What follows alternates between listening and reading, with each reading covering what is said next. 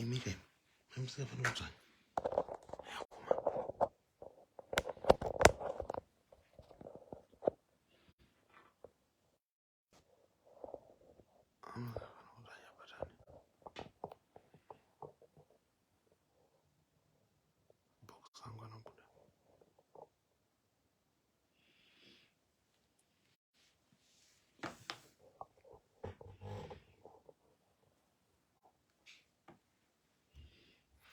Yaenda ngiri kubuda.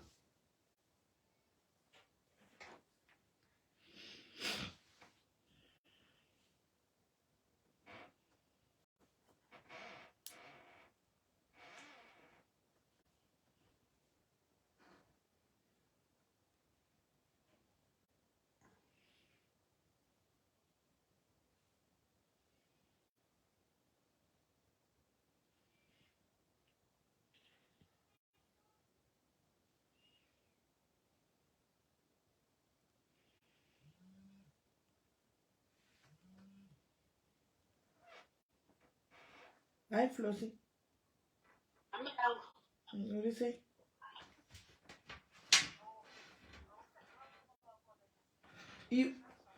Iwo dandi kutsvage iwo wakandiona ukadi kunditsvaga izvamunoita kavanhu vekumba makafunga kuti ndichati ndoeda kuya kudzimba dzenyu ndikati handimbo kutsvaki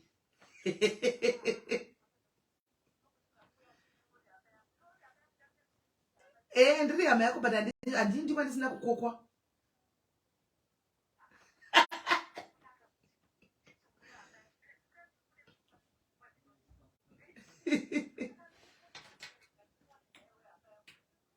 ndiri bho wena uri sei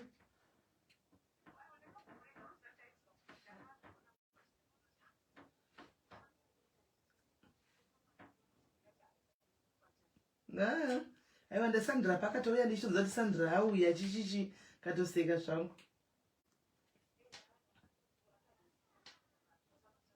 asandra anowirirana havanambosiya ina ushamwari hwavo nevakomana vanongoramba vachingowirirana vakatondiudza kuti sandra gone ikati okay iko zvino ndiri kuliverpool reading ndekupiwo kureading ndoko ndizana kuidzira wokuti ende kulondon uko aiwa chauya kulondon manje manje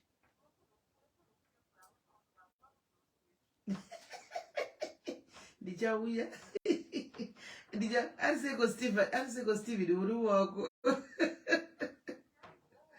ndofuka dzazokura manje ndofuka dzakura haundi handitika achiri kungoda bhora here murume wako hava zvibudi zviya bhora zvibudi mavari vanava zvibudi mavari no saka sandra ndionai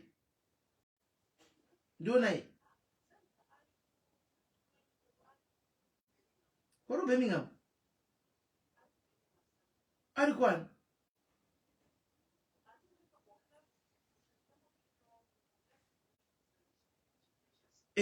kakura kakapure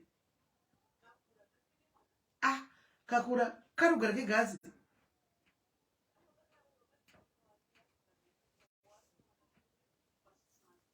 aizvewo ndokwakaenda sandi zvaiwirirana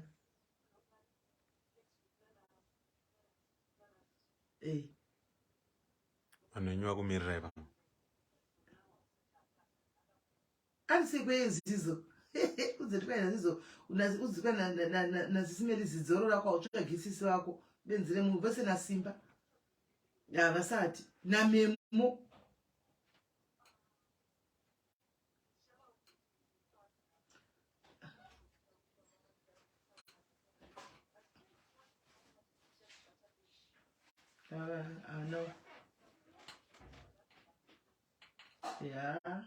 vachauya zvavo pemu ndiye wanda I think pemu ndiye wandakambotaura naye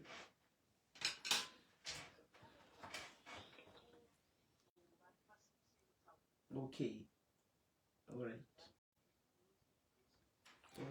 ngoma Gordon vari bho okay kola ngazo ndikuzotaura newe unozongondiudza kuti aufanira pa WhatsApp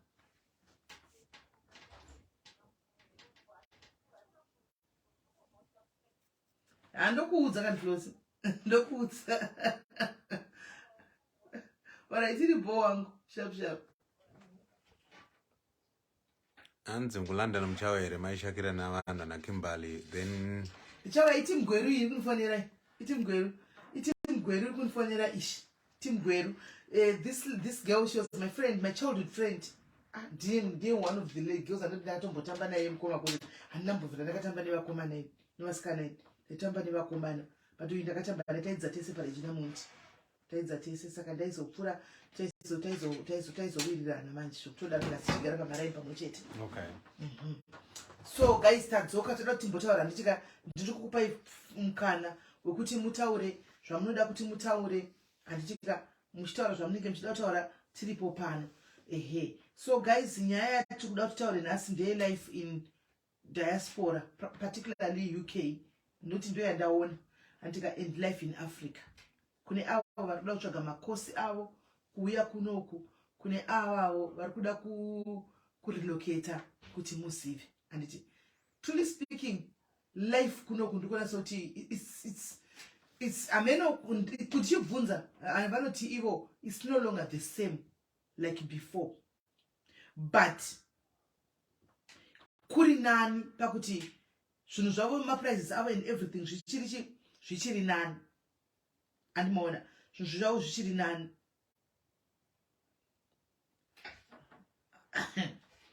Andimaona zvinhu zvavo zvichiri nani. Andimaona so plus mabasa avo kana uine yako zvekutikera une simba rako basa rako unoshanda uchiita zvezvemakera izvi kana uri nesi uchiita zvemanesing izvi and advantages ndoti chikoro kunoku mahara. Andimaona zvakati chipei mahara, asi pane chandadzobvunza chandadzokuti kwai chinodhura. Ndati mukombe guys, munhu akafa kunoku kutenga guva kunoku it's almost close to 20,000 pounds. depends ekulanda ndanoita ko ekuside kunoku vatita mari from about 1,500 vanhu vadiki to 3,000 pounds. 1,500 pounds to 3,000 pounds. handi muri kunzwa kutenga guva kwai kuLondon zvosvika kuma 20,000 vanogara kuLondon, asi vanogara kune mamwe matauni ari kunze from 1,500 kana riri remwana mudiki guva, kana riri remunhu mukuru 3,000 pounds. Nenyaya yekuti yesi Nicholas Jenner, nenyaya yekuti hakuna space, hakuna land kunoku, ndosaka tuenda kuma buildings avo ane dzimba dzadzo dzine mastairs dzese madouble story kana triple stories. Andimaona hakuna land, ndosaka tuenda dzimba dzakabatsana kudai so ndosaka tuenda kuti vakainzana vese varungu vatema vanorarama life yakafanana vese because vanenge vachigara vese pamwe chete, hakuna land. Saka ichi ndicho chendaona kuti kunoku chinoti dhurei munhu akafa, noti anzi vanenge vachikurudzira kuti munhu akafa ngaapiswe. Andimaona saka kupiswa kwanzi kunoita close to ndotwa kuma 500 pounds cremation iyoyo hanzi iri kuma 500 pounds vanenge vachiti munhu apiswe. Saka isusu ungoziva kuti guys parudzi rweduwo chero chiri chitunha kunge ichipisiwewo hatina kuzvijaira. Handimaona plus uri kuforeign land unenge uchitichi munhu ungada kuti munhu aende kumusha handizvo zvinozodiwa zvinozogona kuti chitika nenyaya dzokuti mari dzinondodiwa. Ndopaipa tiri kuti joinai ichi funeral policy right 1 3,000 imari 70,000 rand 3,070,000 rands. Mari yekunoku ine value guys, mari yekunoku ine value. Ndochimwe chandakaona kunoku mari yekuno ine value. Muri kuziva tusora 3,000 imari 70k rands. 70k iwe ukaipiwa kuSouth Africa umwe wenyu anogona kudofuma akafenda apiwa 70k amukona anogona kudofuma akafenda. Ndo mari yekutenga chiguva kunoku. Anomaona right. 2 accommodation makadziona ndiri kutaridzai ndidzo dzidzi accommodation dzamuri kuona zvinozongodhipenda hanzi unopiwa accommodation depending nekuti une vana vangani. Kana une vana vashoma unopiwawo like mukuona kuti pane mwana 1 handika vanopiwawo yemwana 1 pakazoya vamwe vana kuti paita vana kana kuti 4 vanonotaura kuti vana vedu vawedzera vave 4 vopiwa imba yakasununguka inokwana kuti mwana mune bedroom rakandi. Again it depends negender yevana saka kana vari mukomana nemusikana vane up until a certain age that they're allowed to share, and then after that they can't share. I think about 8 or so.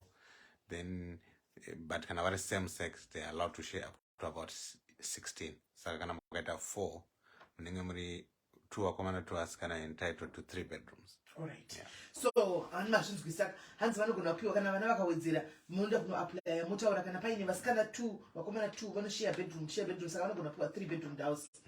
Andimaona ndo zvandaona kunoku animaona so akuma chendizvisa ndina vese kunoku vakainzaniswa vese zvezvo kuti kwai munodadira moti kwai ina murichi hakuna nokutarisa izvozvo kunoku unenge uchingodada wega unenge uchingozvidadira nokuti anokutarisa hapana anotombokuona tune mari hapana pane vachiti pano pana Gordon panext door apa pana billionaire panext door apa pana millionaire apo pane munhu ane kambani andika panext door pana sisimeri vasina kana bhasikoro kana huku zvichina muri panzvimbo imwe chete ndo maidzanisirwa vakaita kunoku zvokuti motasarana pasi kana kudii kunoku hakuna and the people kunoku they mind their own business.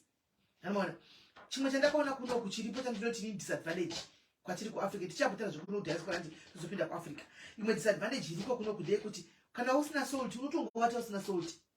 Hakuna zvokunoenda panext door pane door iri pasera apa itori next door iyoyi zvokunoenda panext door kuti ndakunoti ndokumbirawo salt hakuna izvozvo kunoku hakuna that unotongovata usina salt yako.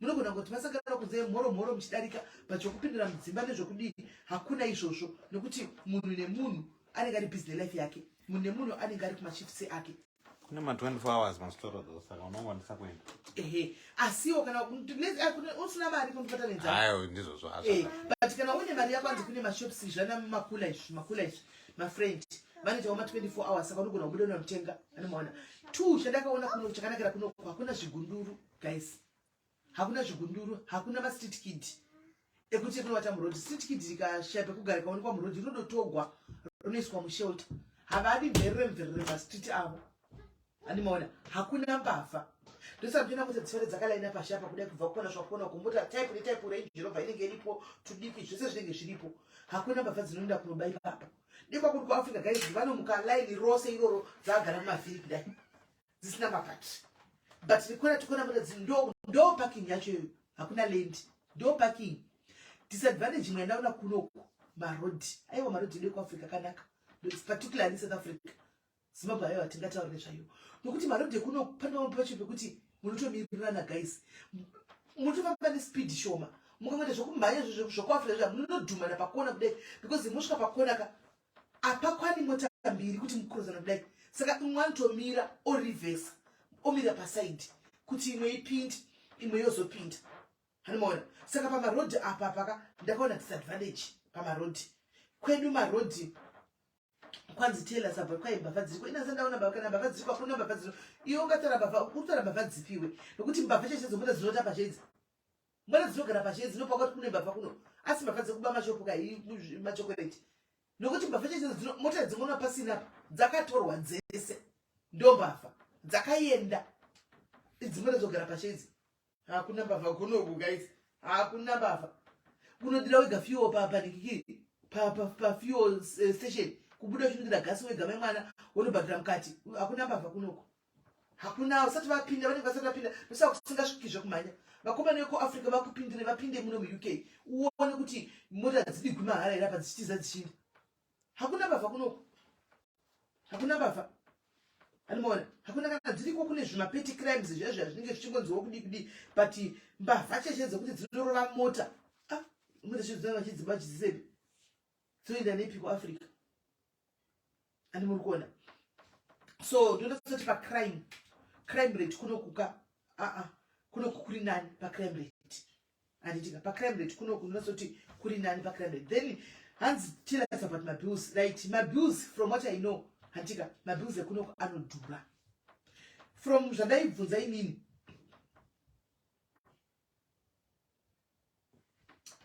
zvandaibvunza inini handika vanhu ava vanogona kuenda kubasa otambira nesei 3000 pounds yakepera kwemwedzi kana ndakanasa muti correct kwamakuti munhu otambira 3000 yakepera kwemwedzi it's good man anti i70,000 ke ndataura panapa asi pa 3000 munhu anozosara maybe ane 500 pounds yekuisa muhomwe after atenga magroceries anenge akatosimba ye anenge akatosimba serious because accommodation yekuno kana chibhadhara rent mari again depending on the area so the size of the house saka ngatimboti on average UK rent 1000 ibayese Yeah, don't average, yeah. Toti average yemba muri kuzwa rent wakhola 70,000 already wabvisa 1,000, that is almost close to 23 or 24,000 rent. Toenda kumagetsi akakwira manje kozvino nemacrisis akamboitika kuna naUkraine, saka ari kupenga izvinezvi vamwe vanobhadhara magetsi kona vanobhadhara mamwe 2 kana 300 pounds per month chete. Saka 200 kana 300 pounds yemagetsi. Handika kumvura mvura depending pamwe mamita vamwe havana but tomboisa kana pa 40 pounds pamwedzi. 40 pounds pamwedzi.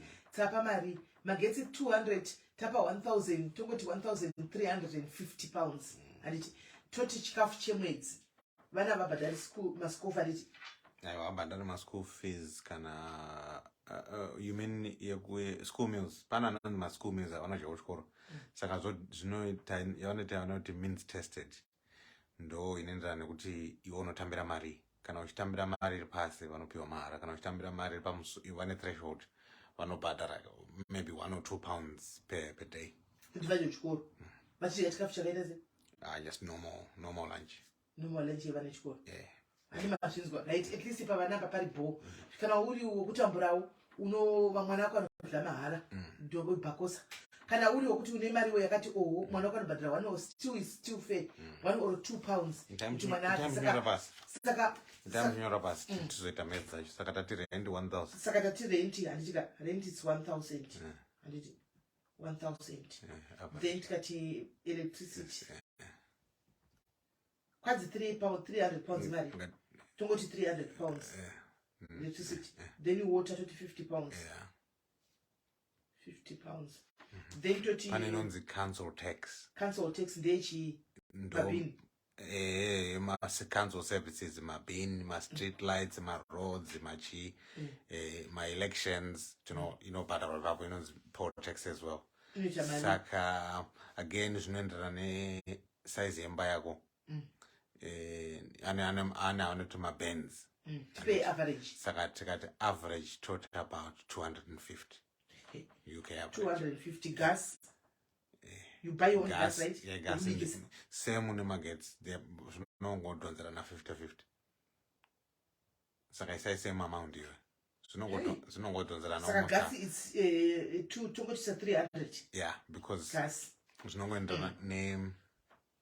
Season. Musama muno murengera kadzika but muinda tinokwira saka average rinozongoita. Right. 20 fuel yemotika let's say unoda pasemo obviously unoda pasemo taifuteka. Fuel pamwedzi ungaisa mari. Guys, apa tukuweka ni budget yevanhu vari kutambira 3,000 pounds pamwedzi. 3,000 pounds pamwedzi. Ngatimboti 200. Fuel 200 inenge yakazara full tank. For the month ngatimboti 200. Then toenda pa food. Grocery. Yeah, grocery amene papa zvendimana ne size family. Apa zvinhu zvacho zvakudhura. Cost of living has gone up. Saka pa grocery tikati 500 pounds ngekawandisa. Yeah, alright. Mboisa 500 then chiona ma. Comment section taura chinzwe grocery tingaisa pa mari. Vanenge vachiti chi ngavatudze. Tiudzewo miverenga kuku ma comments wangu anonoka kusvika. Grocery tinganzi mari guys. How much is the groceries there? Then mota ya inoda yavanoti insurance. Mota da insurance. Yeah. Inoda insurance. Yes. Sanga titi 200 every month. Pamwedzi Could you drive a motor? Yeah. I'm going to drive because no insurance. Yeah, but I see you are paying. I'm sorry, I'm paying. Yes. I'm sorry, paying. Toda kuti muone guys apa tikutaura nenyaya ye3 mfuna inonoka kusimudza mandikiri ma comments inonoka kusimudza ma comments unoona apa 150 per week for a tight budget of 4 na Elina inenge iri yechi grocery thing ndivunga council tax anza 150 per chi insurance matimari insurance ngatiti 200 pounds. 200 pounds. Yeah. Right. Toenda yatinoti road tax saka mutero chaiwo wemotokari. On average depending on the size yemotokari ngatiti 20 pounds a month. Okay. That's it. Right on £100 a week approximately. It is what our road tax here. Man, depending on among the terms abuse. To pay my bills, get to work at 3,000 pan up. You would have to have 3,000 pounds. Pane, I want TV license in Obadara. Every month. Every month or every quarter. So I need about 160 per year. So I need to work out in money. License TV, cash home. T calculator. About 165 per year divided by 12. Yes, about 14 pounds. 14. Yeah, so I taught broadband internet. Internet. Yeah, internet broadband. Right, don't joke. Oh yeah. Internet money. 30 pounds, right? The guy to calculate money, guys. Let's calculate money. Let's calculate money. Ish. 20 money, marry. Let's calculate money. 20 marry. Calculator 1,000 1,000 plus 300 plus 50 plus 250 plus 300 plus 200 plus 500 plus 200 plus 20 plus 14 plus 30. Hey, Pamota for my side, fuel yet. It is. There's a fuel. That is 2,864. To work on a budget, 3,000 pounds. And you got Ibasa 1 year. And you Rukupa Munu Mari ish. 3,000. What ish. You need 3,000. Right.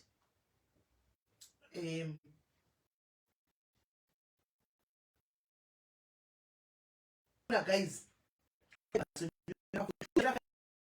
Child decay. Hey. Nobody. Question about that. You know what, £100 a week. 100 pounds. So it's 2,964. 2,964. 2,964. The Wi-Fi tanyor 30 pounds. 2,964 guys. Muna kutambira 3,000 pounds. Ndo marani gachitambira. Amana. Ari kutambira 70,000 kumarands. My mobile phone, my. My mobile phone mari. Ko is it a must give you the phone every month? But when you go now, you need a phone. Nango akatora kapachikwereti. Oh, kupachikwereti. Toda kwatara. Oniko satura cash kwa mgonotenga mafoni cash. Mara yasiona. Womba yo. Mari yotenga cash apana saka kufunga tone chikwereti saka nomi badra mari pa mwezi. 30, 40 depending. 30 pounds. Package just say. Right. Saka mari yato over ni kigiri 3,000. 2,964 plus 30 yato 3,000. Tashika pa 3,000 yoyo. Hapaka ipa guys. Welcome. Tashika pa 3,000. Per month referral page. Per month. Tashika pa 3,000. Maria yato 3,000. Kwa school dinners. Amondi hapa. Ndambo ataura paya. Atauro. Yeah, and Atauro na school dinners. Atauro. Tataenda ku black tax. Saka munhu anotambira 3,000. Toti let's say somebody is earning 3,000 per month. Anoona. But my bills atataura yaka. Maria 3,000 straight. Kune masensi kunze. Kuroti yadarika. Ndati mwana sende wayo anachigara kubasa. Andina kutomboisa ka finance kapa tango assume kuti munhu akaseva mara akatenga mota cash. Ati manzati mafoni aya padati munhu sakuna asina foni kunoku. Ma iPhone aya vanotora chikwereti. Nekuti cash aitengeki. Saka vanotenga foni nechikwereti. Handimaona. Then ingozobhadhira ma 20 rand, 20 pounds, 20 pounds and 30 pounds pamwedzi. Handimaona kusvikira yapera. Foni ishi. Cash aitengeki. Saka chikuitika pade chekuti ashanda ibasa wanika iri. Antika anoshanda maybe Monday to Friday. Opuwa mari yake Monday to Friday. Vanowanzo kukoreswa per week. Antika pamwedzi yese toti 3,000. Andi kwa imanda uniform every month then boots on shura. Yeah. Ondamba ne boots unongotora mawana. Saka tungo kuti taipa 300 3.2 200 mauniform ndosaka pachitoda 2 incomes ndokuti munobatsirana otherwise one right azviiti inde ini munogana wamongotindisa nemuno alright 3,200 3,200 pounds ndoba tasvika nemauniform hani muri kuona right this is the reason why murume achienda kubasa mukadzi achienda kubasa kuuk guys kana waya nemhuri yako varume vekuafrica garai mapabata mupabatisei ipapo kana mauya kuno kuwati uda kuenda kuengland mukadzi auya necosi iwo katevera wanga uri manager kubhengi handika wanga uri engineer handika kuafrica uko wasvika kuno uko hausvika uchienda mubhengi kunoita manager wasvika kuno uko unosvika kuno uchienda kunoenda kuchikoro kuita zvekare and from a bank manager to a carer kana kunopeka masherefu kana kunotumira zvinhu mumota andi muri kunzwa zvokuti ndandiri chiyuko kuno kuhazvishandi ndosaka muchiona vachibatsirana kuti mukadzi akaenda kubasa murume asaka achibikira vana handika mukadzi achidzokawo murume achienda kubasa mari iyi vaiona mega kaisi munoenda kuna 3,000 apa tatoyo 3.2 haikwani saka let's say basa rake ndere Monday to Friday Saturday ni Sunday vapa kuzorora paya haadzorori vanotsvaga mamwe mabasa anenge ane zvimwe zvimaextra piece job zvanenge vanazvo chekuti weekend panoti azorore muri kuona kuti nemhaka yedepression izovabaya azorore Friday Saturday anobva abuda oenda kune chimwe chibasa kuti mari iwande akwanise kukavha apa pana black taxa yekuafrica hapana black tax so far oenda kune rimwe basa kuti anoni kune mamwe maagents kuti anoshanda kuti awedzere mari ishi saka ndo life iri kuno iyoyo vasikana kana wati uri kuuya kunoku mogadzirira kune vari kuuya nemakosi vai handichika handisi kuzati zvinodhipenda nemunhu wako akunza sponsor wako kune vamwe vakauya kunoku ndataura neni zuro vakanzi munofanira kugara 3 months musati mashanda patsvaga mahours because vanenge vauya pasina mahours saka ukasvika kunoku be prepared kuti unombogara dzimwe 3 months kana munhu wakasina mahours kutsvaga mahours anovanozopiwa izvi ndo zvinhu zvemanhingikira anenge ari legit izvi anenge ari legit uchitsvaga kuti uzopiwa mahours ako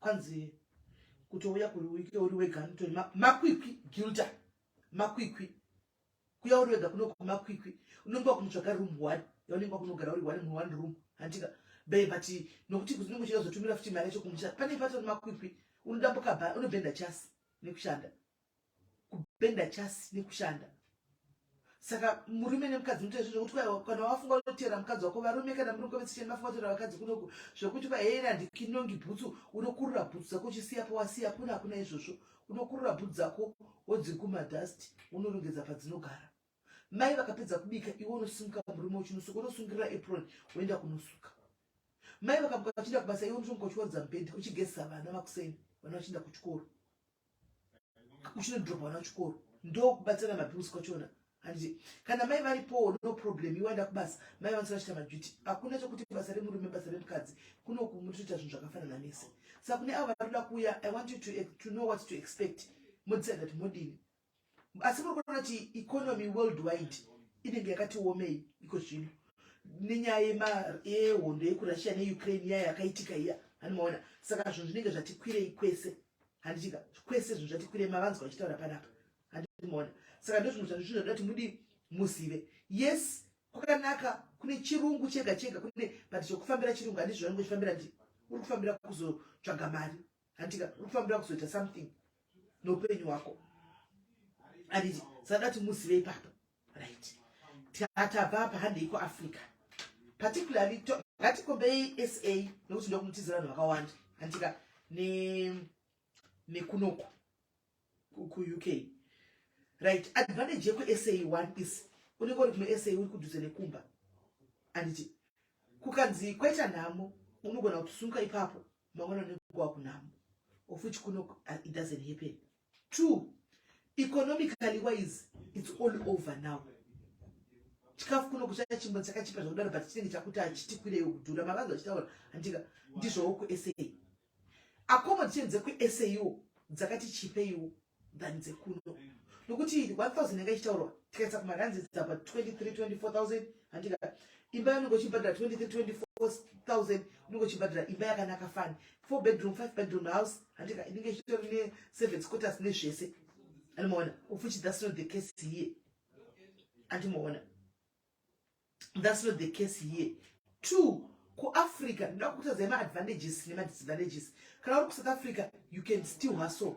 Uchienda kubasa rako, uchidzoka, and you do something else. Uchihasla, uchita something else. Andimoona.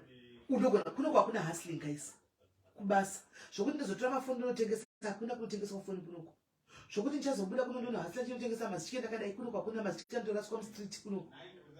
Andimoona. Hakuna.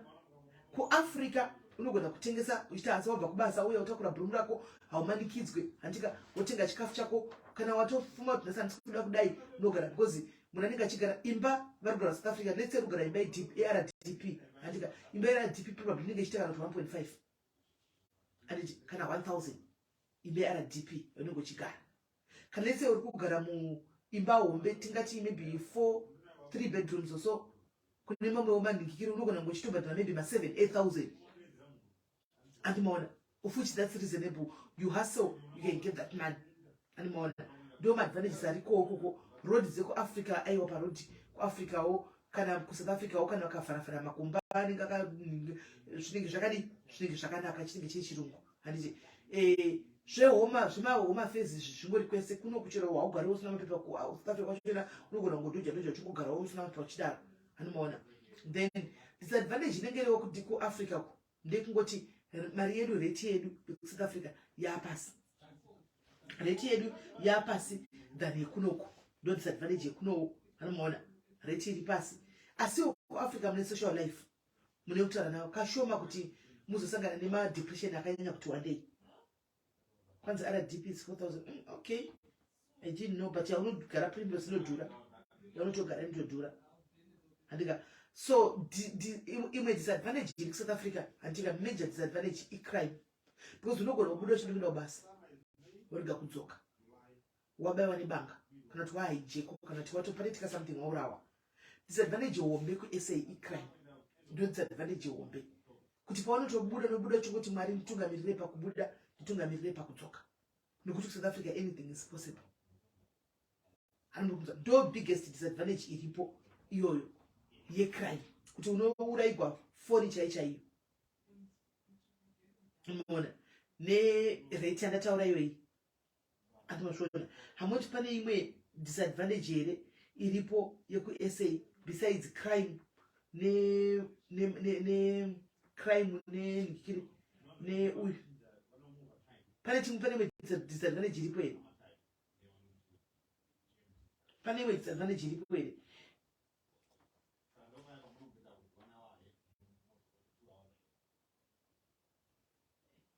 pane imwe disadvantage iripo here guys iripo here imwe disadvantage yatinayo kwese so handizivi zviri kwamuri guys ndakuudzai hanzi Eskom yes magetsi ku South Africa magetsi Eskom like now magetsi ari kunetsa kune dzimwe nzvimbo magetsi ari kunetsa but from what I heard kuri kuvakwa power station in one that means manje problem magetsi inogona kunge yadi yazopera but for now magetsi ari kunetsa ndo chokwadi hanzi mahusband stealing in prostitution ku SA here hanzi discrimination ku SA discrimination ku SA yay because normally ngochani chaidzedzo ku SA uko kukuzere ngochani dzinotoga mchiko dzinotoita zvema gay pride wati dia anoona ku gay pride discrimination haiko zvakanyanya maybe yeku discriminate kwedu nevanhu vatogara navo kuti makwerekwereka discrimination but that one we can deal with it haisi big issue that one we've been takazvijaira izvo asi vanongosvika pakuzotijaira anoona yekuti kwedu makwerekwereka but otherwise guys handiziviwo kana uri kudisaida disadvantage ye health wise anoona health wise pakuti iko zvinezvi kuenda kuclinic anoona kuhospital you have to pay because you're a foreigner. But I don't think it's still going to happen. Hazvifungi kuti zvichaitika izvozvo because court outcome yabuda the government is now changing things for the foreigners so you go to hospital freely so hanyanyi kuda kuiinclusa nyaya yehealth wise Anymore, because things are going to change. Anymore, zvakunochinja vanhu government yataura vananenge vakwasa kuenda because government ndo yataura kuti vanhu ngavaregerwe, meaning to say kuti mune access to everywhere. Kuhospital kwamuda kuenda clinic munenge vane access, hapana munhu anokuvhiringa. Anymore, hanzi security wise do theft, tongoti theft South Africa, crime do crime anyway, ngatingoti crime South Africa is iriko crime yakanyanyisa South Africa.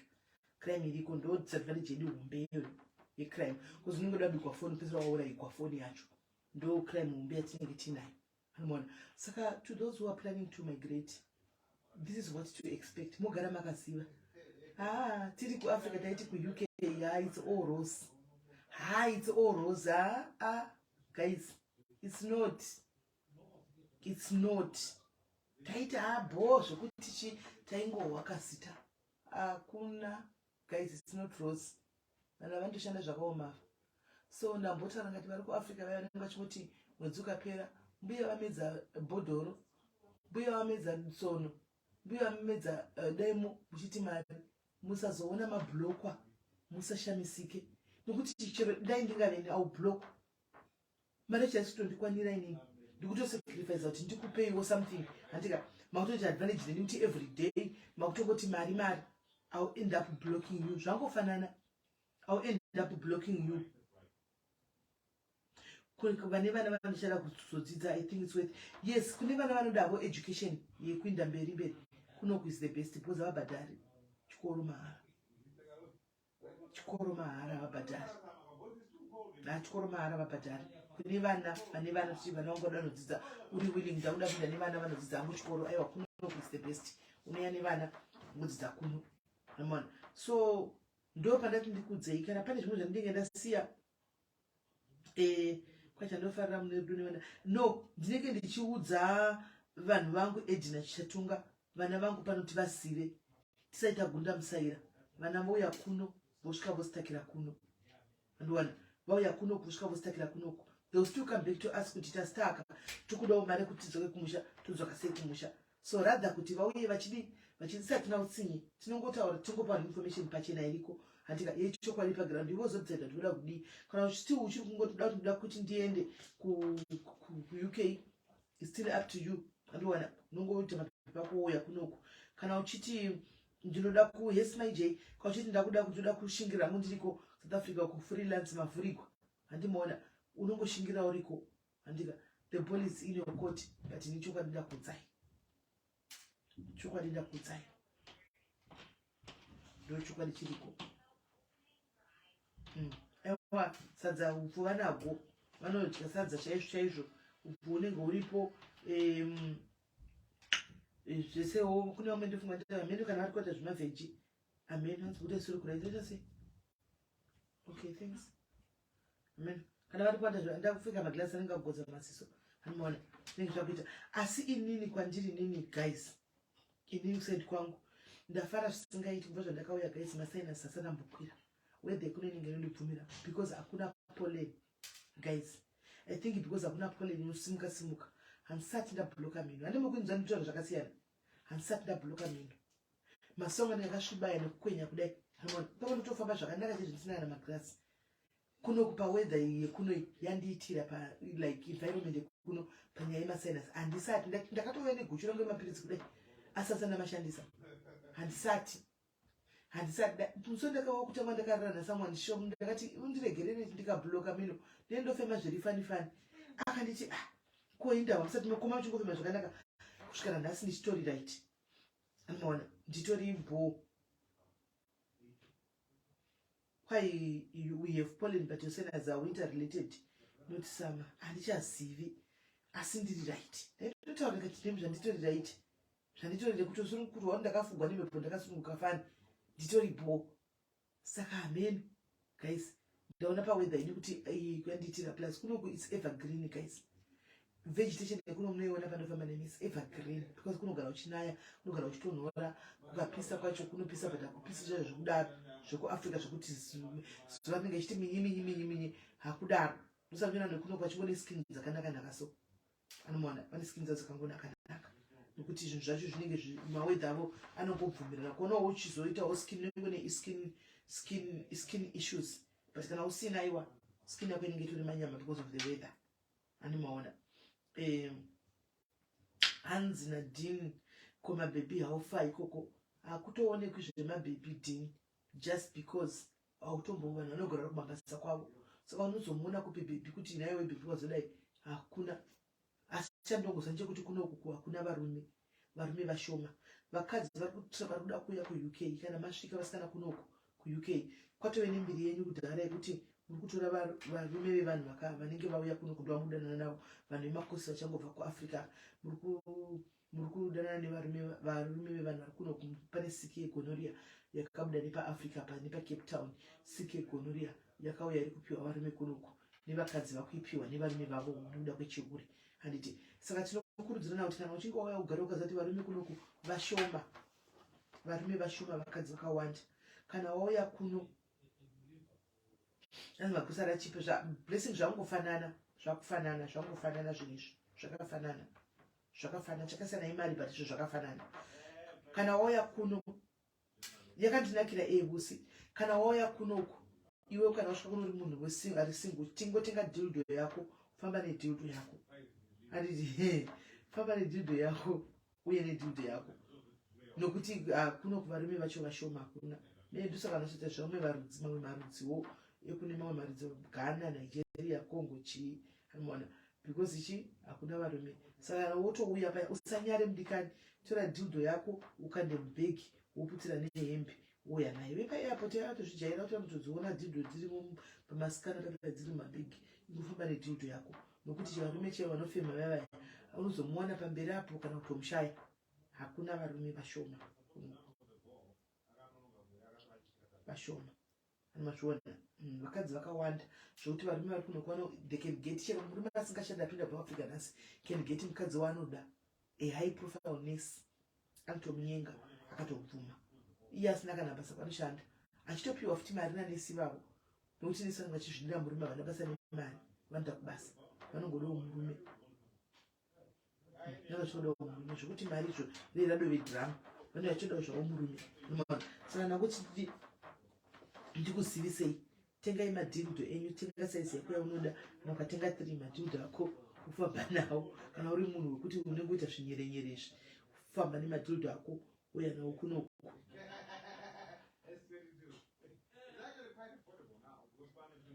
Kwanzi varume vari kwasi, you have to be open kune vamwe maother countries.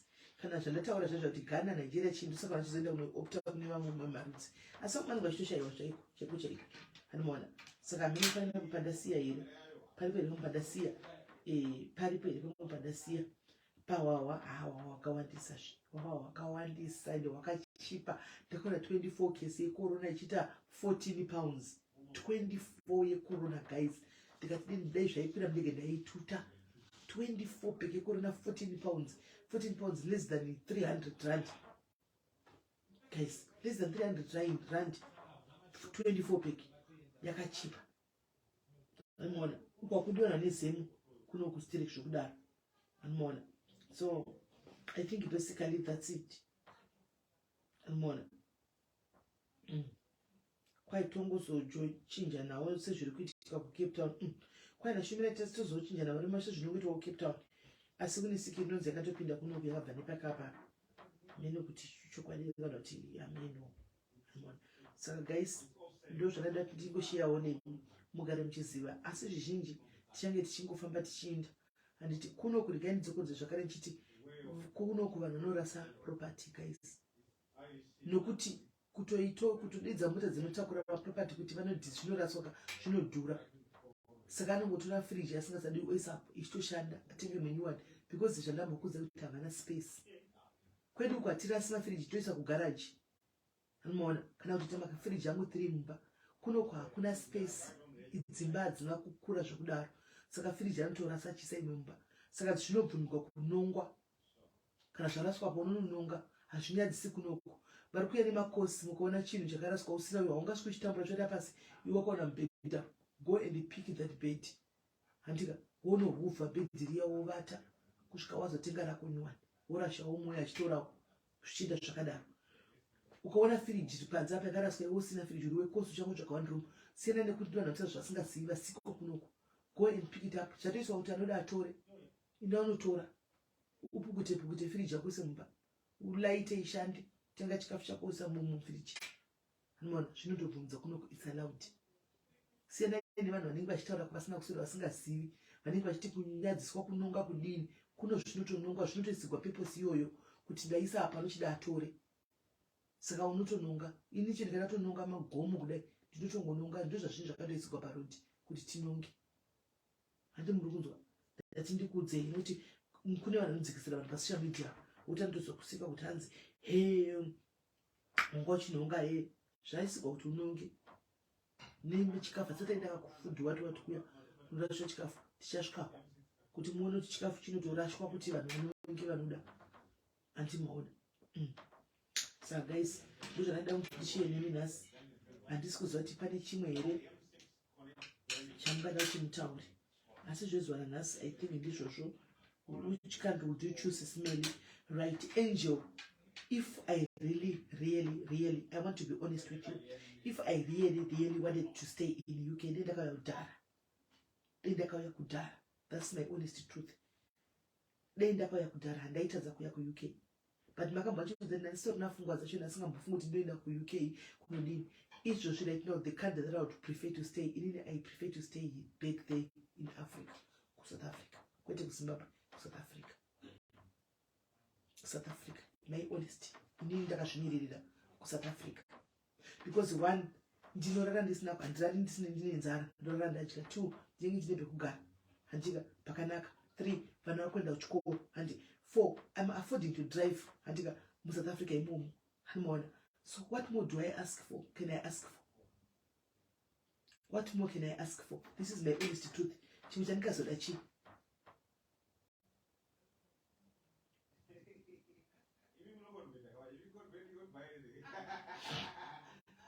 Anoona. Saka chanika sodachi. So kwandiri nini I think SA cities is the best because anytime I feel like ndakenda kumba ndogona kumanya kumba plus andizoiti depression ndikangofunga kuti kana ndongomanyaka kusala ndinogara ndinokusora chita nyaya nemashona neshona tiriko anoona plus hustling ndino hustler kuno kwakunda saka ndajara ndikanonga ichi ndikamanyapo ndikadai handiwana zvino kuno kwakunda inini personally for me dai ndaida kugara kuno kare guys baba vekwangu travels a lot inini nebasa ravo vanotravela nyika dzisi dzandisinamboenda idzi vakadzienda vanodzienda nebasa ndini ndandisinambovhera zvavo ndakafamba andimona zvokuti izvozvi nhasi munhu wekuti akaplaya basa neposition yavanoholda kubasa kwavo vakaplaya basa kuaustralia canada kana kuti kupi havarishai vanori vanhu vachimhanya andimona vanori vachimhanya but we made a decision yekuti sitoda kugara kupi kuafrica South Africa it's okay kwatiri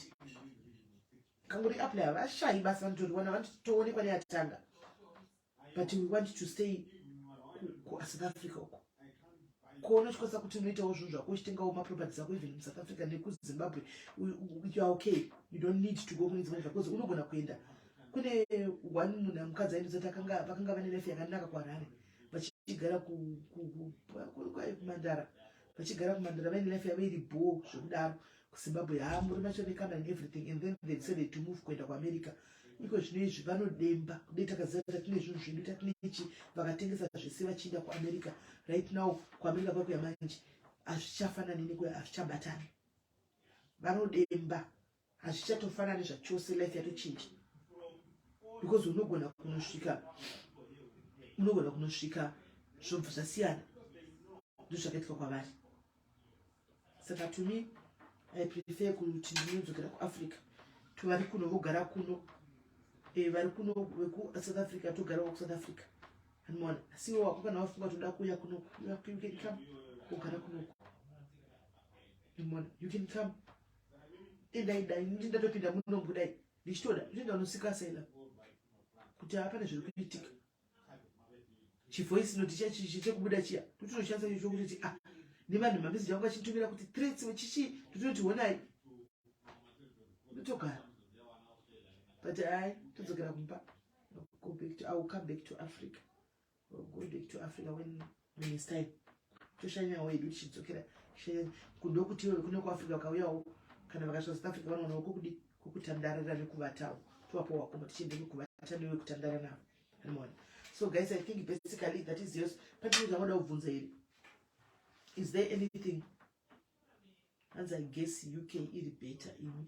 So depend. Yes, you can come here and try to be better. Where?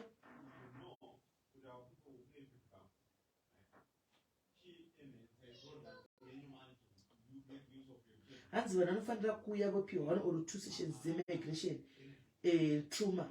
Kuvaita prepare for the culture shock plus lifestyle shock. True, Ella. True, Ella. Man, kuya was mentally prepared. Waiter shock. True, very true. Those are not taura. Kuti vanhu vanouya vasingasiva vachifana information yekunyepa yechichichi, and everything. This I'm trying to tell them zvese kuti kana wauya kuno what to expect and what not to expect, because pane pakatoipa vanhu vanopana information zvoita kunge zviri easy. Ngati tiri kuAfrica uko munhu wese anenge achindonogara kuUK because they don't know chichinenge chiitika paground. Ndosaka ndatega timbotaurawo so far. Kana pane zvinhu zvandichazoona kumberi guys, I'll still come and tell you, but so far pane zvandaobserva nezvandaona ndo zvitoripo. That is there. Munotoona kuti inini ndiri kunoka sisi vangu vamaitawa vanenge vachindigurana namukoma Gordon.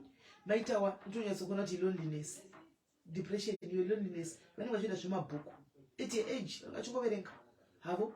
Vane vana vavo vakomana mungozawo boys guys dzichitamba yadzo. Saka vanenge variwa zvinovatowana munin'ina padhuze zvezvichitonakidza kuti handine mufana padhuze, tichiseka tichiti hande kwakati like she feels mweyaye anomaona kuno kwamukoma kuti unoona chiti dombodawo zvimwe kuti mukadzi anogara ari kubasa every time dzimwe vari vega pane ndozvandatonyatso kutoona ndo analysis dzangu dzandakatoona idzodzo. Saka ndikati andei chimboda kwese donowati yakwese anomaona. The UK is not a walk, it's true. Kwanza ndoda kuzvionera uya laina matare, you are free. Uya hako laina uzvionere, you can come and see for yourself. Hapana kurambidza pachitangoti ini ndabvunzwa munhu akazvitaurira ende indinodzoka muchatoda chidzoka laina ndikakudzayo zvandaona so far zviri kuitika kuno, but you want to come and come uya wega uzvi-explore wega. And people are going in depression, do life about migration overseas. Ndiyo yatatichita iwe itendai. This is the one yatatichita. Uzoiverenga vhoro kutanga. Ndiyo yatatichita iwe life in diaspora and life in Africa. Ndiyo yatatichita. So chokwadi vanhu ndakupai cheku UK chete. Kune dzimwe nyika I don't know. Maybe next time chakupai yeku Australia kana kuti kuAmerica, because those two countries one kuri kuenda kuball andika ikuno nchakupai ikoko. For now here ndo zvandikuona. Chichasenge chivambawo nezvimwe chionawo zvimwe pamberi apo nchange chizokudzai. Anoona nchange chizokudzai. So guys, muve neusiku hwakanaka. Kunoku masikati padzapo kwakachena ndimogona. It's very kwakachena zvokuti do, but I think time yaenda dzatove 9 but panze masikati kwakachena. So guys, ukasana zvudzo iganda unovata na1 wangogara uchingoti dziri kuma4 anoona. Saka guys, ndakwenda marabo marabo warakuitira zvakanaka. Handiti kada kukata